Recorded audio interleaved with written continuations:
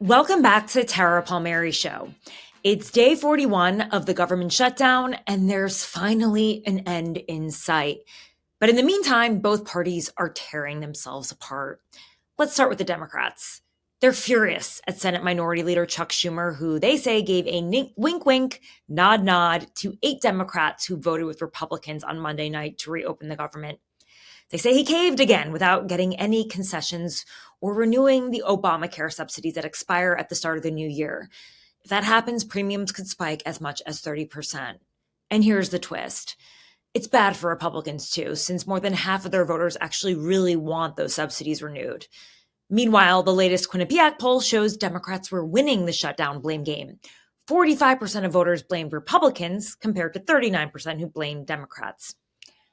I don't think it's that big of a difference. And I also think in a year from now, which is what they're thinking about the midterms, I don't think many people will care.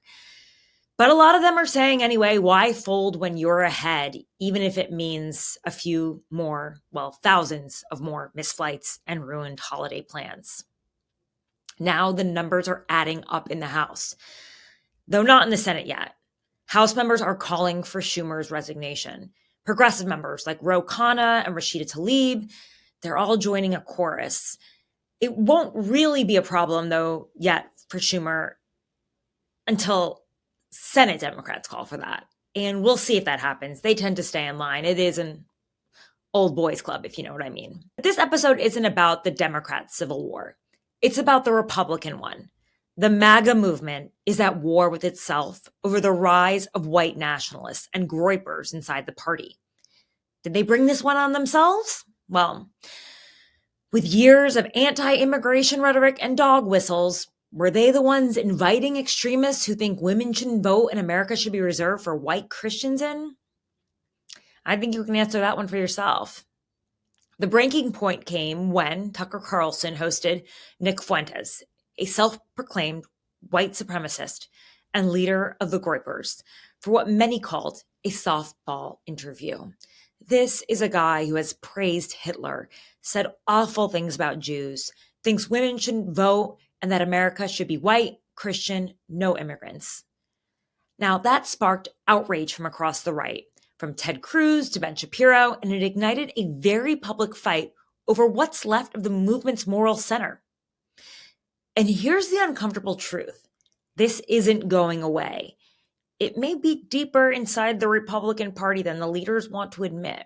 In this episode, I talked to Richard Hanania, a conservative commentator, a former white nationalist, and now a MAGA skeptic. He speaks from experience about what's driving this faction, how it's reshaping the GOP, and what it means for anyone who wants to run in 2028. Welcome to the Red Letter. We've got Richard Hanania on the show, and we are going to dig into something that has been very fascinating to me. This rift within the MAGA movement, within the broader Republican Party. We know that there have been a lot of different factions, but for the most part, they seem like they're pretty coherent, but it really played out in a pretty messy, splashy way just the past week or so when Tucker Carlson had the white nationalist Nick Fuentes on his show, and there was just huge backlash. I mean, Tucker Carlson is a guy who had a spot at the Republican National Convention. He, is very close with President Trump, even though they disagree on a lot of things. I mean, people talk about Tucker himself as being a potential candidate, right, in 2028. So for him to have Nick Fuentes on the show and allow him to espouse a lot of, of his beliefs that are considered really vile white nationalist beliefs, and not really push back on it, it's caused an uproar even among his own following. I think he's probably suffered for it a bit. But let's not forget, President Trump had dinner with Nick Fuentes. So I don't know why everyone is I understand why they're reacting, but I don't understand why they are so surprised. And that's why, Richard, you've been following this very closely. You have a really unique story. So I think, why don't we just start it off? And I know your followers who are on the line, they already know your conversion. But for my followers at the Red Letter, they may not know how you came to know the white nationalist movement, which is why I thought you'd be such a great guest, because you've been in the inner valley. You felt the way that they felt before. You were a white nationalist at one time. So can you kind of explain to the listeners who you were, and how you got to where you are right now? Yeah, so like 15, 16 years ago, I mean a really long time ago, I was in these circles. I was kind of the alt-right before it was the alt-right. It was called the alt-right, but it just recently been coined around 2010, 2011. So I was writing for a lot of these websites. I left that life behind. I went to law school. I went to academia for a little while. And then I started writing publicly under my own name like 2019, 2020. So like a decade after I'd left all that stuff behind. And I was still right wing. I mean, I still endorsed Trump in 2024, although I was becoming more and more skeptical of the Trump movement. I was on Project 2025. I wrote some stuff about civil rights law, about the DEI stuff that was apparently an inspiration for some in the administration. So I'm still pretty right wing, and there are a lot of right wing things I agree with. But I've been watching kind of what's been happening, and there's kind of two things. Like Fuentes has always kind of been, when Trump came along in 2016, the entire conservative movement, the entire establishment, including Fox News, including the people who ran magazines like National Review, they were all horrified by him. The only people who liked him, I mean, first the Republican voter, but like the only people who were kind of intellectuals or elites who liked him were these white nationalists, or people who just liked the idea that he spoke up a lot about immigration. So Stephen Miller comes into Trump's orbit by then, and I think it becomes more and more kind of these people are the center of MAGA. They are the true believers. And so like this Fuentes thing, it's kind of interesting because he's a guy who's got his own, streaming show. He's on Rumble. He's not allowed on YouTube or Spotify or Apple or any of these mainstream outlets. But he is there, and he's basically influenced. Like we could see people like Charlie Kirk in 2019 changes his views on legal immigration. Fuentes brags that he sent his followers to go harass Charlie Kirk on this question, and Charlie Kirk comes over to the Groypers. The Groypers do not become like Charlie Kirk, right? And so this is kind of was mainstreamed within the Republican movement, and it's kind of been the contradictions have been, the idea that like you can leave Fuentes here while you're having like a government that revolves around the idea of keeping immigrants out as foreigners as a threat to the country. When everyone's kind of listening to Fuentes and being influenced with ideas, it's just kind of boiled over in the last month or two with kind of Fuentes being on Tucker being just like the spark for something that's been bubbling there for a very long time. Yeah, I was sort of surprised. I was like, I feel like this has been happening for a long time. President Trump, and you wrote about this too. I mean, he came down that elevator in 2016 saying that Mexicans are rapists. So I don't. To me, I feel like it's always been there, and I don't know why. I guess I'm surprised maybe to see the shock over it. And is this just like Ted Cruz and more of the normie, like Republicans feeling like this is their moment to strike? Like they sense that these people are either weaker after the election. I mean, was it after the election? No, it was before when all this started. It was before. But like, is this Ted Cruz finding a moment to strike at Tucker after that really antagonistic interview over Israel, right, and Iran? I always try to think about things a little bit more three-dimensionally, and I know that there are a lot of egos involved in all of this, right? Because I would say that Tucker made Ted Cruz look pretty bad in that interview. But he's been really leading it, and yes, there's been a huge backlash to Tucker for having Fuentes on his show and for platforming him. But at the same time, like I keep saying, like Trump had him at Mar-a-Lago. They are not that different. Fuentes gets rid of the plausible deniability element. So when Trump had him at Mar-a-Lago, I believe Trump. He says I didn't know who he was. I don't think Trump is like watching streamer services. He came with Kanye West. Fuentes had kind of hanged on to Kanye West, and I think just because what Kanye West was there, Fuentes happened to be the hanger on. And some Republican Congress members of Congress like Paul Gosar and Marjorie Taylor Greene have done events with Fuentes, and then have gone back and said they didn't really know who he is, whether we believe them or not. But that's kind of what they said. There was always this plausible. But they're already speaking the same language. Yes, I agree with you completely. like they're doing it all. I don't. Yeah. Well, Where's the line? Because I the, don't see it. Fuentes gets rid of the plausible deniability element because these people will say stuff. They won't say America is a white country. They'll say this is a country for heritage Americans and the people who built it. Right? Like, what does this mean? Or It JD mean Vance. My ancestors are buried deep into this country. yes, yes. He says, he says even says stuff like that. Those of us whose ancestors fought in the Civil War, but like none of that. It doesn't set off.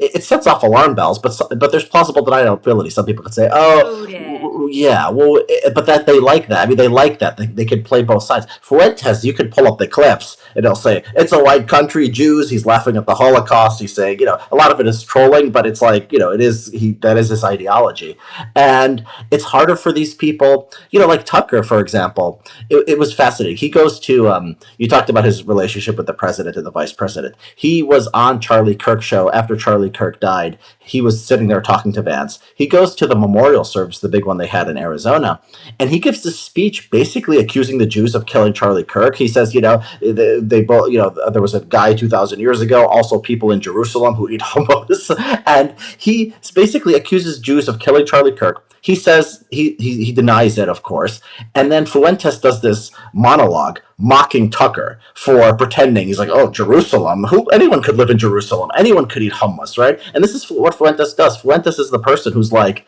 saying the whole thing is ridiculous. Like, you guys are playing footsie with these white nationalists. You guys are dog whistling, and people go for the real thing. So I think this is like the debate that's kind of been. It's not even a debate. It's been like the kind of ethno-populist wing has been just taking over, and the people who are against this stuff, like Ben Shapiro's of the world, they haven't known what to do with it. And so you're right; they see an opportunity because it's always they do this thing with the plausible deniability. And Fuentes is on Tucker, and they're yucking it up together. That provides an opportunity to say, okay, like we know what's actually going on here. Yeah. I want to go back to like your evolution really quickly. So there are quotes that you made anonymously, I'm assuming, where you said race mixing is like destroying a unique species or a piece of art. It's shameful. You said Muslims can't assimilate because of genetic and IQ differences between them and Native Europeans. You've made other comments like that. What were you thinking at that time? Like, did you believe that? And where did that come from?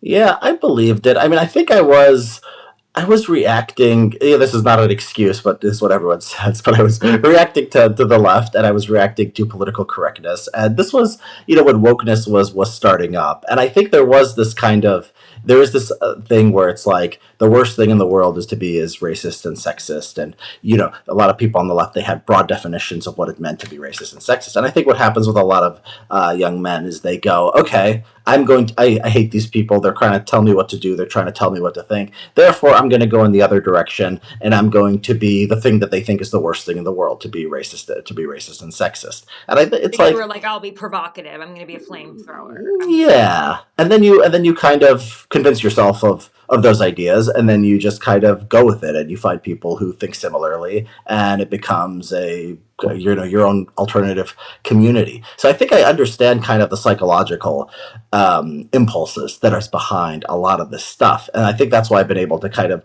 see it. Like, I see what this is. I see it taking over. Like, it's not just like the people who are in a mindset of we're still in like 2010 conservatism. They look for any evidence they can that these people are just conservatives who are a little bit trolling or like to make jokes or whatever. And I kind of see the origins here, and I say, no, it's actually like a real thing that you're going to have to grapple with. You know what I find to be really interesting, and I hope you won't take offense to this. I do think it's interesting that you're of Jordanian and Palestinian origin, and some people would say that that's not white. Stephen Miller is not a white Christian nationalist. He's Jewish. Nick Fuentes has a Hispanic-sounding name. His father is part Mexican. Why are so many of these people leading the movement that it would seem to work against their self-interest? Yeah, I mean, so it's interesting because it's kind of like because this thing I think it goes to the idea that like white is a very kind of disputed phrase. I mean, it's not like this, some people go far. They say all I mean, this you look stuff. white to me. I mean, people can Sure, say that sure. I'm not white for Sure, being you're I'm plausibly right. There's a yeah, lot of people who are plausibly white, and there's always, you could debate who in America yeah, is white or not. And maybe it's a kind of way for like people who are like a little bit not like wasp fully to have something to latch onto and say I'm mainstream. It's kind of like a sign of assimilation. I don't know. I don't know about people's like psychological motives. I mean, Fuentes is a Hispanic name. I don't know if he's got a lot of Hispanic blood, but it is a common or a lot of Native American blood, but it is a common occurrence that it's like kind of become a trope that the guy who's like a Mexican is like the biggest groyper. It is like yeah. something that people have noticed, and yeah, it's odd, but it's kind of not odd. I mean, at the same time, at the less extreme form, and like the look at the broader public, a lot of Hispanic males went for Trump, right? They're not all groypers, obviously, but I think it was like 50% or something like that, which people would have thought was unthinkable, 10, 15 years ago. So Mhm. this nativism stuff, it's not like it's just for whites and then it alienates everyone else. It's actually appealing to a lot of people who aren't white either. Yeah, I mean, I even think about my father, who's Italian. He's very dark, like much darker than you, Sicilian. And he used to tell me about like what it was like to be discriminated against for being Italian. Couldn't Mm. go to the lakes that my friends lived at. You couldn't live in certain communities, yada yada yada.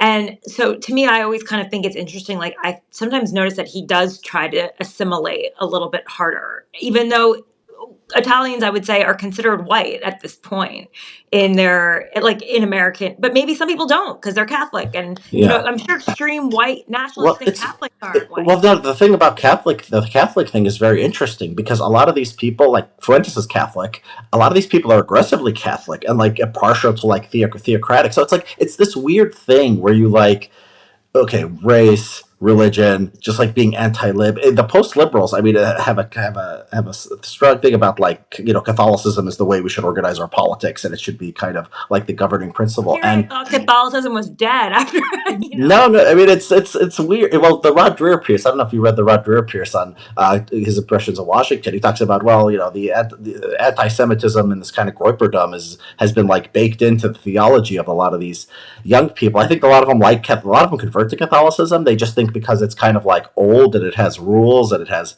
beautiful churches, it kind of has this aesthetic appeal to them. You're right, but it's not 1920s Ku Klux Klan. It's kind of much But broader it's the than that. most institutional thing ever. You hate institutions, but you want to be a part of Yeah, they kind Catholicism. of hate the Pope too. Yeah, they hate the popes. They're always complaining about them. But yeah, Doesn't make they any joined it. They sense. joined it. To me, I don't, yeah, mind blown. Yes. Also a very scandal scarred institution. Hmm. So, yeah. Okay, let's talk more about this tension that's brewing. Did we see it play out in any ways in the last election? And then by last election, I mean literally a week ago. Do you think that part of this tension played out and that it may have hurt the Republican Party or helped it? Um, what what kind of impacts is it having right now? Yeah, so I just wrote an article on this, and I looked at as I was looking at the data, and so everyone shifted towards the Democrats in these races. It was just a very good election for them.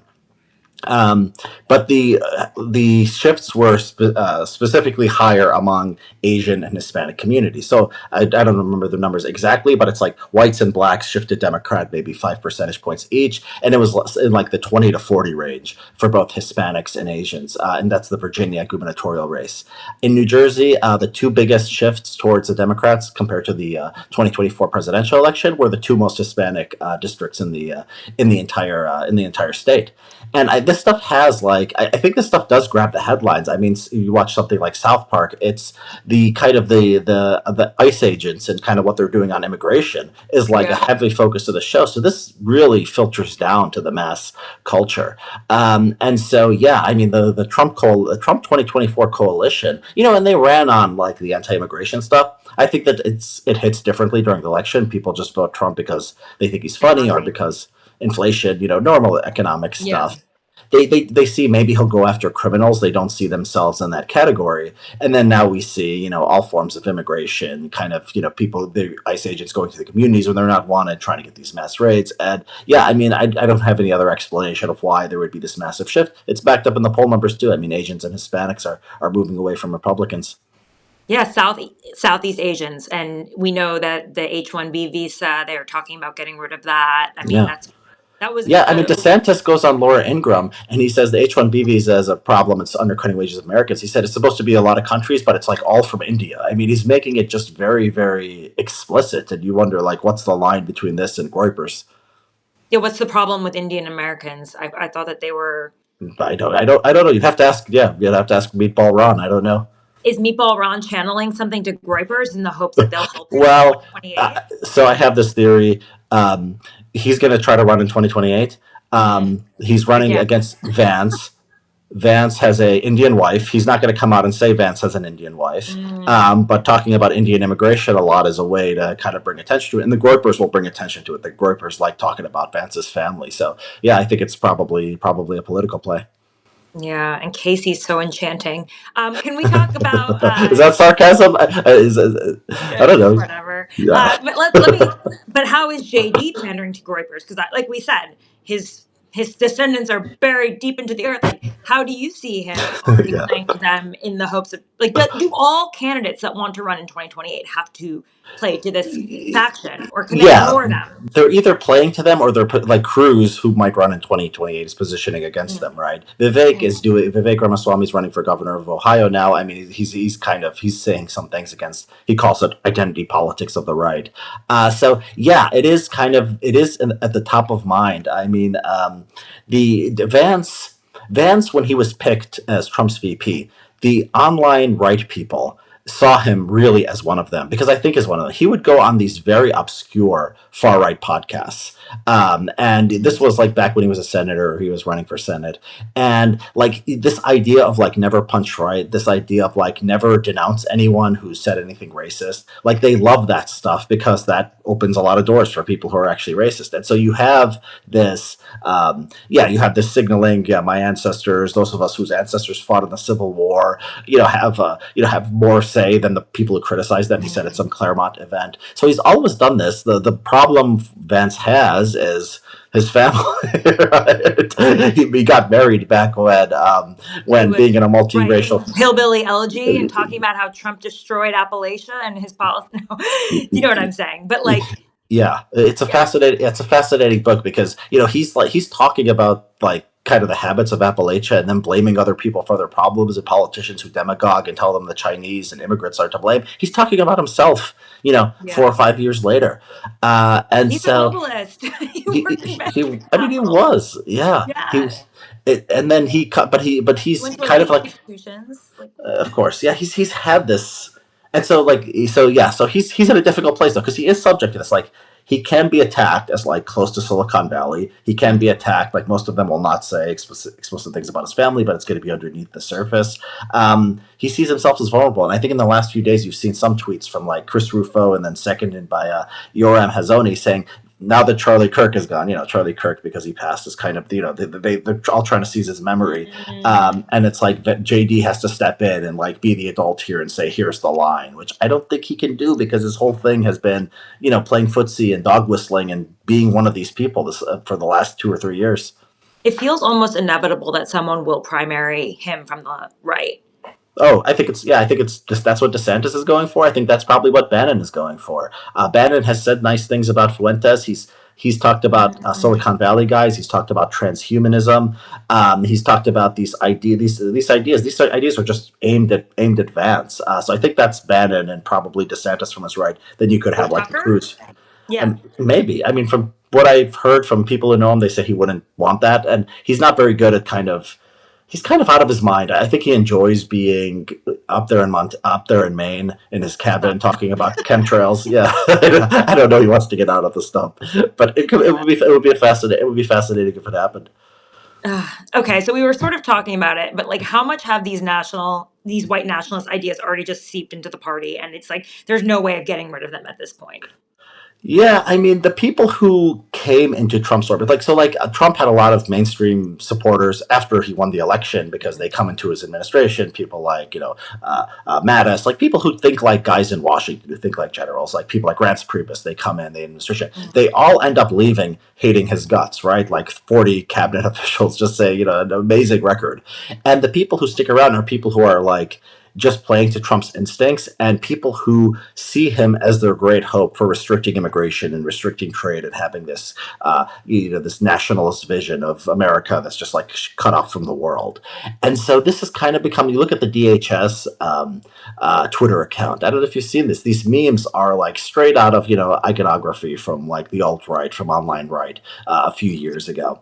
And so, like, is there something like, is there a hope for the Republican Party right now? These are the people who have gotten the jobs in the Trump administration. I think this is kind of what MAGA has devolved into. But the fact that people are fighting this out now is, when you have the fight, there's a chance that something else might happen, right? So, like, who knows? Like, JD could come out and say one thing. The conservative movement is kind of weird. It's kind of highly suggestible based on who its leaders are. And so you'd never say never. But I just think the rest of the Trump administration and the immediate future, yeah, it's not looking good. So how do you see this all playing out, this fight? We saw I'm sorry, not Mamdani, excuse me. We saw Vivek Ramaswamy and we saw Elon Musk. I said Mamdani because I'm going to ask you about him next. But we saw Elon Musk and Vivek Ramaswamy suggest H-1B visas are a great idea. Vivek basically died off in that fight, I would say, Right. never to be heard of again. This was back in December. And I think that was sort of like the first time you really saw the tension brew, Yeah. like really come to a surface after the election, when everyone was just the victory and everyone's just united because we just won, right? And Vivek is nowhere to be seen. Elon's gone. I mean, everyone wants his money, obviously, but like without it, they don't agree with him. So where do we go from here? Yeah. Well, Vivek, I will say, is not completely gone. People might not follow it, but he has an overwhelming lead in the primary race to be the Republican nominee for governor of Ohio, and did just receive Trump's endorsement. So that's interesting. Oh, right. He's kind of still Yeah. there. So his, But he went underground for a little he bit. wasn't. Yeah, he was no longer plausible in national politics because these crazy people online are not paying attention to the Ohio primary gubernatorial election, right? And so, yeah, Elon Musk, I thought that when the tech guys came into the coalition, and I wrote some things to this effect, like, this will be good because we're going to have people who are smarter, people who are more cosmopolitan, people who work with immigrants and socialize with immigrants and see how important they are to their businesses. And then, like, with Elon Musk, like, at least Elon Musk pushed back a little bit. But I think a lot of these other guys, I mean, people don't realize that they are very online and their brains have kind of melded with that of like the conservative commentariat. So someone like, Mark Andreessen, it's been come out that he's like, kind of like skeptical of like Indian immigration now, which is kind of crazy, you would think, for a tech entrepreneur. How are you going to get engineers, which are the hardest people to recruit? I mean, people pay $100,000 per engineer to recruit them. Yeah, and you look at like the kind of the Fortune 500 companies, the American businesses that have become billion-dollar companies. It's amazing the number that were founded by immigrants. It's like 40-50%. I mean, you would just be cutting off America's economic advantage over the rest of the world. But unfortunately, like, I think that like even their own self-interest, these guys have more money than anyone could spend in 10 lifetimes. They're just on their phones all day, getting angry like everyone else in the culture. And yeah, I don't see like the tech right as kind of like an independent intellectual force in the conservative movement anymore. It's more it's more basically the comment sections and Tucker and the influencers. And we're being ruled by a comment section. Like, we are being ruled by subreddit. That is what is happening right now. And Trump is like, it's like Trump's whims plus the comment section, but like Trump is like a moderating force because Trump will say the Operation Warp Speed was good. Trump will say, just the other day they were going crazy online because he said it's good to have Chinese students coming into the country in an interview with Lauren Ingram. The fans go crazy, right? So a lot of these things, like, Trump is not as extreme as them. Trump is kind of putting a lid on a lot of this stuff. And so what happens after Trump, God knows. but so he has the power to put a lid on it. And a little bit, yes. I mean, he's obviously like, the leader of the cult. Obviously what he says like has an influence, but he can't just say something and then everyone changes their mind. People will not criticize Trump. They'll criticize his advisors or whatever. But yeah, I mean, he says nice things about high-skilled immigration all the time. I don't think he's ever said anything bad about high-skilled immigration, but but it doesn't change their opinions. Although he did do that one thing on H-1B visas. I think Trump, like, he probably doesn't know what the policy implications of a lot of what he's doing. They're probably selling it to him in the way Trump understands. Like, this will give us, the great people who are going to make America great again. And, he's sitting there and he has his instincts, and it's kind of, it's an effect. But these people are ideological white nationalists. Like, if Trump goes against the idea that America should be a white country and keeping it a white country is what we need to prioritize, yeah, they have no time for Trump in that case. Is Trump's alliance with Israel causing the rift?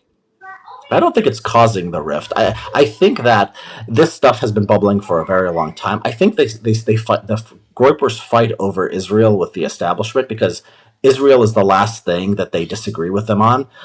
They adopt, like I said, they adopted Charlie Kirk's views on legal immigration.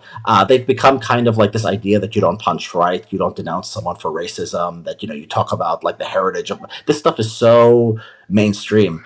And then the only thing is that Trump is very, very pro-Israel, so these people who are white nationalists don't like that, but that's the only thing they can attack. They can't attack on legal immigration anymore because all the conservative influencers agree with them on that issue. So I don't think it's a cause. It's just kind of a point where they differ. But I think that just shows like how much the conservative movement has moved towards the Groypers.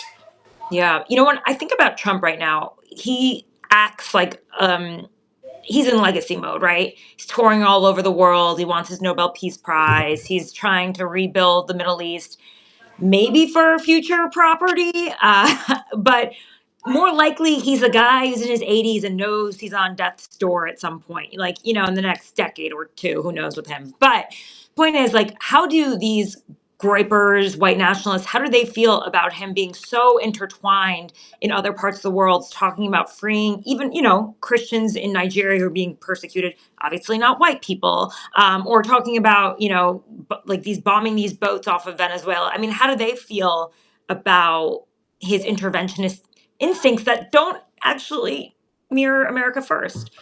Yeah, they'll get some criticism, especially when it's the Iran attacks. You'll get some criticism about these foreign seas adventures. At the same time, like their priority is what happens in America, and so like the fact that he's going around like bombing people every once in a while, or going on these like shows where he's getting these kind of like tours where he's getting credited for ending all the wars in the world. That's kind of a thing that's like they're happy to see him doing that. He is kind of it is funny. He is kind of in legacy mode. I think that the immigration issue is and like a couple weird things like vaccines. These are the places where he can't cross the base. As long as he gives them that, and as long as they are with him.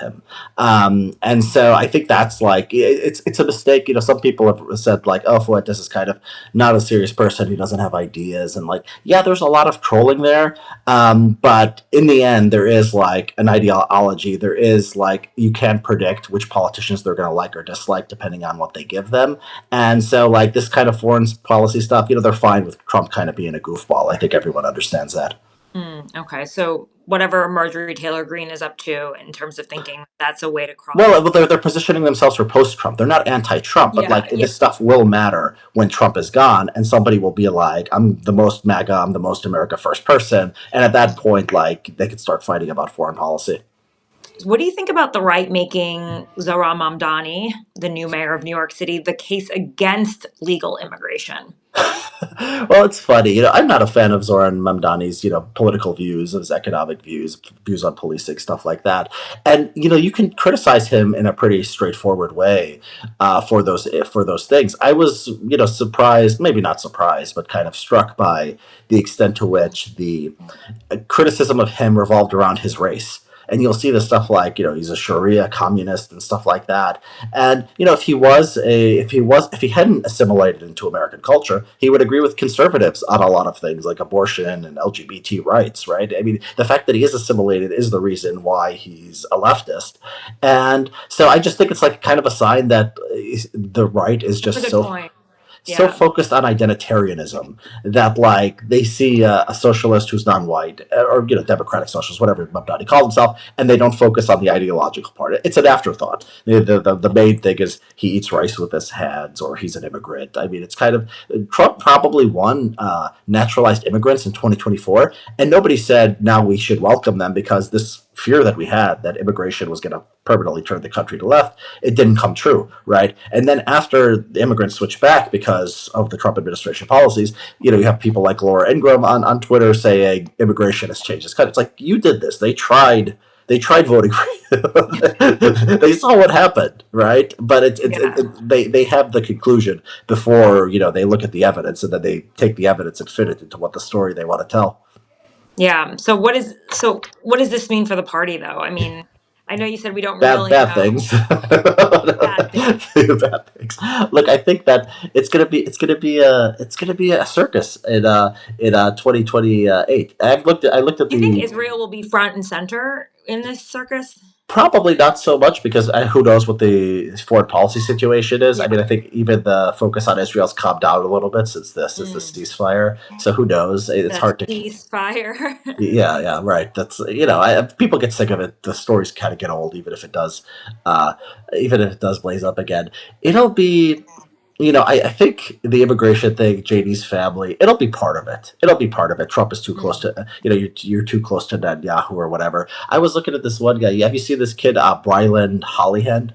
Mm-mm. So this is No. a kid. You should look at this kid because he's like 19. He just popped up on Twitter. Mm. He was like made in a lab to be like a conservative like influencer from like 10 years ago to be the next Charlie Kirk. And this kid is like golly gee, I want Jesus. We got to be Americans. Mm. This and that. And even he is like. He's like, you shouldn't be anti-Semitic brothers and sisters in Christ, but APAC and like the corruption of Netanyahu government we should talk about. So it's like even this guy who is just like designed in a lab to be the establishment person is kind of talking like this. It has to give a little bit. Yeah, I think the long-term future of the Republican Party, they're not. This is the most pro-Israel, Republican administration we're going to get in a long time. But we're not going to see some sort of like rift like the left has between, the No, pro. because it's not the number one. Like they don't care Yeah. about Palestinians. Like that's not the issue. The issue is Yeah. it's like a proxy for I like this thought is the a like. America First thing, isolationism, but maybe they don't really even care about that. As you said, they just see it as Trump like Yeah. sticking his little flags around and Yeah, claiming victory. yeah. I think it is. It is immigration. It is kind of this idea of democrat. Because you look at Europe. I mean, it's the same thing. There's a right wing populist movement in all these big countries, and it's all over immigration. And like the local conditions are different. Like every party's different a little bit of way, but like they're all kind of against immigration. So it seems to be like this is something that's just sweeping the world, and I think it's core to what MAGA is. Yeah, I actually covered Brexit in the UK, and I thought it was going to happen for sure because I went to the UKIP conference and I spent a lot of time and like actually talking to working class Brits, and a lot of South Asian Brits. They actually were voting for Brexit because they wanted the Eastern Europeans to get out. Mm. And they thought they're talking to America, and a lot of the older kind of colonel types, they would speak openly about their desire to end immigration because it was open borders and open visas. And, Mhm. I live there with a European passport. But yeah, and I said, I think Brexit's going to happen. I told my editors that, and I told my friends too. I said, I think Trump will win. And a lot of people were like, what? I was like, I don't Yeah. think you guys are feeling it the way I'm feeling. There's something happening here. So yeah, we'll see what happens.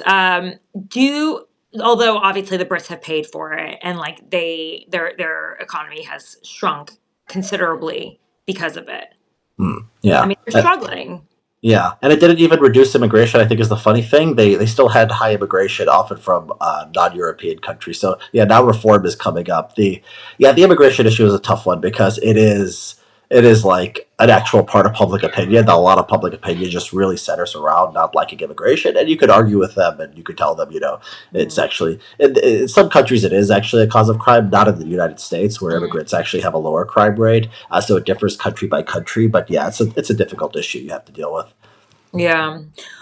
Okay, I wanted to ask you. Obviously, you had a very big impact on anti-DEI movement. We talked about that earlier. You suggested that Trump should ban affirmative action in government contracts, something he did immediately. He repealed Executive Order 11246 for everyone who wants to look it up later. For policy But nerds. okay, you get rid of DEI, but what about the fact that people will just now will be hired based on patronage or nepotism or how good they look on TV if they want to work in Trump's cabinet? Yes, I mean What does that that's mean? that's very relevant, and yeah, I mean part of government is like putting up procedures so that stuff doesn't happen, right? You have contracts, you have like inspector generals, you have like, the Senate's supposed to confirm whether a person is, serious or not. Sometimes Trump has gone too far. I mean, Matt Gaetz, like at least people looked at that one, the Senate, and they said, that's too far. Um, but you're right. Yeah, DEI is not the only way kind of processes of merit could be corrupted. I think immigration restrictionism is a big one too. DeSantis gets up there and he says, H-1B visas, every Floridians can, fill every position, which is just like crazy. Like Florida, I mean, no offense to Floridians, not that there aren't a lot of smart people there, but the idea that like, the rest of the world, you're not going to find a lot more competent people by being welcoming is just crazy. So yeah, I agree with you. I mean, there's been this is not, this administration has gotten rid of DEI in a lot of things, but it's not some kind of paragon of meritocratic hiring by by any means. Yeah. Do you regret putting this forward and convincing Trump to do it? Not on this issue because I agree with that. I mean, I think I regret broadly the support for the Trump administration because I think it's gone in a bad direction. But on this issue, I think it was the right thing to do. How were you blindsided by Trump, or why? What did you think it was going to be? I thought, I thought it was going to be something more like the first administration, which, it was, I think the January 6th stuff was bad. I think that a lot of the stuff he did was bad, but it was within limits, right? He governed like a traditional Republican in a lot of ways. We didn't see these, these mass deportations. We didn't see anyone going after H-1B visas. We didn't see the tariffs. I mean, the tariff rate, I was looking at the tariff rate during the first Trump administration. Effective tariff rate, which is like average across tariffs, went from like 1% to like 4% or something under Trump. So it went up. Right now, it's like at 12 or 15%, officially like 20. But Trump is so corrupt that he gives so many exceptions that it's like half that. And so I think I underestimated like how much like Trump's instincts were going to be taking over, and how little of a check there would be within the Republican Party or within senators who had to approve nominees. I saw this before the election to a certain. I mean, I said it was becoming a cult. I said these people, these like based, quote unquote based people who go around thinking in terms of ethnic identity and hating the left. I saw that they were ascendant, but I don't know. I just thought there were guardrails. Apparently, was wrong. Yeah, it has been really interesting to see him in like a YOLO phase, which it doesn't seem like. And everyone around him, I mean, they had to be willing to stick with him after January 6th. Yeah, that was a big one. Yeah, they a lot of people turned on him. They came, and then he did a smart thing, which he went around and said, everyone who wants to my endorsement has to say that I won in 2020. And then DeSantis, like he's like still the king of the party. DeSantis runs against him, but DeSantis says Trump won in 2020, and it's all witch hunts against him. It's like, how are you going to knock this guy off, right? I think he's got the psychological, like he gets it, like he has a very instinctual understanding of how to gain power and maintain power over people. Is he the only Groyper shepherd? Like, is he the only one who can keep the flock together? Yeah, that's the interesting question. The question is, will it just kind of break up afterwards? I don't know. Like Vance is kind of he could have been seen as a unifying figure just because he's Trump's, he's Trump's heir. He was picked by Trump, and these online people like him. But like the Fuentes thing, I mean, it's interesting. Part of the Fuentes thing is like these people who turn against him. It's kind of because he's not a team player. Like a lot of people see like he's kind of a wild card. He'll like just go like JD could be the nominee, and he could be against JD Vance and insult his family, and so that kind of scares people. Yeah, this thing could all just break apart after Trump's gone. We shall see. What do you? I know you're a conservative, and you obviously study your own party very closely. But anything you're seeing from the left that you think people are not? It hasn't really bubbled to the surface yet. That's brewing right now. Yeah. Bubbles to the surface. I don't know. I've been looking at I've been watching the conversation on the left. I've participated in it a little bit. I think that they're heading in the right direction. There's like a lot of understanding that they need to moderate on a lot of these social issues, just as a matter of political survival. I think there's an understanding. There's become a sophisticated understanding of the housing issue and what's going on there. I'm not a big fan of Mamdani's policies. I will say for the left, at least like he doesn't seem like he's angry. He doesn't seem like he hates anyone. You look at someone like, Stephen Miller, or a lot of these people in the Trump administration, they do the vibe is just angry and kind of hateful. You're in power. This is what you And, wanted. Like, why are you yeah, still angry right now? yeah, and like the kind of the shrieking, like, oh, they're trying to kill us all, they're doxing us, like the Ice Age. It's just kind of so over the top. And then, I don't and, understand that. They're like I hear all these white men being like, they're coming for me. They're coming for me. I'm like, dude, you guys are the ones yeah, in power. They're not coming for you. yeah, yeah. Like, no one's coming for you. Yeah, there's amazing. It's like, look at what you made me do. Like, things I'm so oppressed right now. I have to go, full Hitlerite. It makes no sense. Look So, what you made me do. I'm yeah, literally a deputy White House, like a chief of staff. I'm up here. Yeah, I'm the poor president. I'm the pure vice president. What Yeah, are you? How is the victimhood all the way up to the top here? I mean, they have literally co-opted victimhood in yeah. a way that I thought could never be I've imaginable. said that. Yeah, I've said this too. The Dreer piece. I mean, Rob Dreer is interesting because he's horrified by anti-Semitism. He's horrified by Groypers, but like also gives them gives like kind of credibility to their claims. He'll say like, their generation has been impoverished and they've watched this and that, and it's like just a statistic.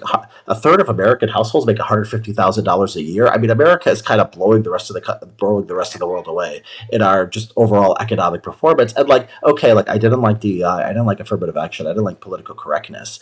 Um, but you're not in a gulag. You're not like oppressed by world. Just that's the problem. A lot of us thought was with the left. It's like they exaggerated things. They were hyperbolic. They said words are violence. There's silence is violence. This is kind of things that just seem like people unable to function with reality. And Republicans have just adopted that. Like there's no shame of like being a drama queen or being hyperbolic or just kind of being out of your mind on these issues. And I don't. It's They're like the actually left. becoming kind of woke, might I say. Yes, the woke right. That's why it struck The a nerve. woke. Oh Yeah. my God, I have to write about the woke right now. All right, I have to ask you one last thing. It's about the theocracy. Is this just a theocracy? This government that we are in right now? Well, it's a funny kind of theocracy because Trump has like not really done anything on the abortion thing, and he's like not done anything on IVF either, which he promised to do like in the pro IVF direction. I think the thing with the Wait, theocracy, what did he promise again during the he campaign? promised Maybe like you're for looking I at think 2025, right? Or I that's think I think he was promising like free IVF or something like that, or like forcing insurance to cover IVF, which he didn't do. But he also, like a lot of these theocrats, would like to see him like try to ban IVF or do whatever he can on that. The thing is, the theocracy aspects of like, yeah, there are people like within the administration who have like a theocratic lens, who are religious fundamentalists. The thing is, that stuff, like, first of all, it's not where Trump's heart is, and then it's also not politically popular. Like, if you try to ban abortion, if you try to repeal gay marriage, this just doesn't fly. This is not where the public is at. The immigration stuff, although they're like Trump is underwater, like there's still like a lot of support for like deporting all illegal immigrants. And so I think it's just like because of who Trump is and because of kind of where public opinion is, it's the administration's gone much heavier on the ethno-nationalism than the theocracy. So I'm not saying it's like don't worry about it, but it's like not any more theocratic than any other Republican administration. Probably less so than the Republicans at the state level who are like banning abortion, which national Republicans are not trying to do. Yeah. This was really fascinating. I'm going to hang up because my phone is about to die, but this was really, for me to get deep in there and hear all about the right and why suddenly this is the war that they are having right now. Who knows what next week will bring? But yeah, appreciate your time. And thanks to everyone who joined and obviously subscribe. That was another episode of the Tara Palmeri Show. Thank you for tuning in. I hope you found this episode to be fascinating. I learned a lot. Eyes open. I want to thank you all for tuning in. If you like this show, please rate it, subscribe, share it with all of your friends. If you want to support my independent journalism, please go to tarapalmeri.com. That's TARAPALMERI, just one I.com, and sign up for my newsletter, The Red Letter. It's how you can get my exclusive reporting straight to your inbox. And if you become a paid subscriber, you can support my independent journalism and get all of the exclusives. I want to thank my producer, Eric Abinate. I want to thank my researcher, reporter, and social media queen, Abby Baker. And I want to thank Adam Stewart, who does my graphics. See you again tomorrow.